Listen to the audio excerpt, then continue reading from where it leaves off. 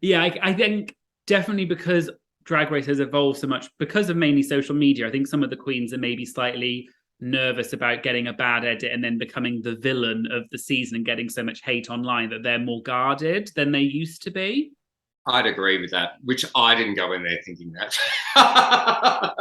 No, I Well, mean, look, but don't you find it interesting when I left? I thought the drama got bigger after I left, actually. I think definitely because I think when you were on, this was just my interpretation, but I thought you were quite funny to be honest. And I thought, well, I don't know you. Obviously, I don't know you. I don't know the other queens, so I'm just taking it as a person on a TV show. But I think Yeah, when yeah. you were there, you were to me the person that people would make jokes about. The mini curse of everyone who has an argument goes home, and it was always you were always the one person that came back to you. So when you left, there was not that one person to blame anymore. Isn't that, and it's funny that you've hit the nail right on the head. Because even after I left, I was spoken in every episode after I left. And that's why I'm the most spoken about queen on Reddit, is because for some reason, even they made me the focal point. Like even Bolly saying, oh, if I put the sash on Minnie, she's going to turn. And then I look at Miss Cooper and sorry, but I'm gonna have to give it. I don't want her coming for me next. I wanted to give it to Minnie. Girl, if you gave it to Minnie Cooper, I would have had to protect you.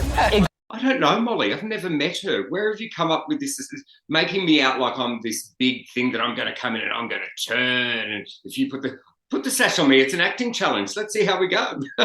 It's like I found that all super, but that's playing a game though. That's setting up a narrative to the audience to make the audience believe that I'm this monster. Yeah, I personally never really bought into that. I just took it at face value that it was just a bit of fun on a TV show, and you're all drag queens at the end of the day. It's not RuPaul's best friends race. And isn't it funny? Initially, I took it all like that, but then when it kept happening, it started to get very dark for me because I felt like I was being isolated in the end, which wasn't fun. Because I'm up for the fun of it. Like I even said to Molly, if you wanted to put the sash on, I mean, you should have done it. It makes for great television. Yeah, well, obviously, I'm sorry that you felt sort of isolated. Now, I can imagine that's not very nice. What's your relationship like with the queens now, sort of after the show? Have you could have resolved any of that, or? Yes, I have. Yes, I have totally. But you believe it or not, one of the people I get along with the most is Beverly. Isn't that a surprise? But I think the reason why Beverly and I get along so much because our experience was very similar. Because when I left, she sort of became the target. And it's funny that you said that. And I don't think it's almost like a psychological thing. People have got to direct it somewhere. So who's the, oh, we haven't got Minnie anymore. So, and it went to Beverly. So let's see who's nervous now. If you got something to say about me, say it to my face. I already said it to your face just 2 minutes ago. But Just stop, please Just stop stop. telling me how to act, Hannah. I'm not- so Just sick stop. of it. F off. And I really felt for, I would watch Beverly on the show and I actually really felt for her. And then we spoke a lot prior to her elimination, became quite close actually. And the other person I'm quite close to is Yuri.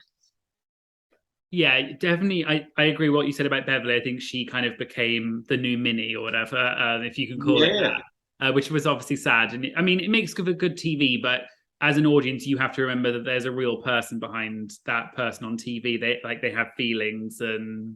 Yeah, and it's funny how they say they didn't know Beverly. I think Beverly does know who she is. She's just young and she's still trying. I think about if I was 20, I said to Beverly, we did a radio interview prior to the premiere and it's the first time I'd actually seen her. And we were chatting. I said, Beverly, I said, I could not have done it at you at 21. I said, I couldn't do it at 50. I said, what you've achieved was really amazing at 21. Like, you've got to remember that. Like, I really felt for Beverly. I really did. Yeah, and I really liked Beverly. I thought she was really fun, and she brought the drama, but also she was just really interesting. She was funny. She had good looks. I really enjoyed her. So I felt bad for both of you because you both seemed to get a slightly like the villain edit, if you can call it that. Yeah, I think so. And I think the thing with Beverly, she was unfiltered. Whatever she's feeling in that moment, she just expresses what she's feeling in that moment. And I'm very much like that. And your feelings, especially in Drag Race, your emotions go like this. Like within minutes, you can be on this high and then you're in the lowest low within seconds. It's like so weird. Definitely. I mean, it really is a drag race. It's a race because it's a pressure cooker environment, and they're trying to get you to do something crazy because it makes good TV. And they got it.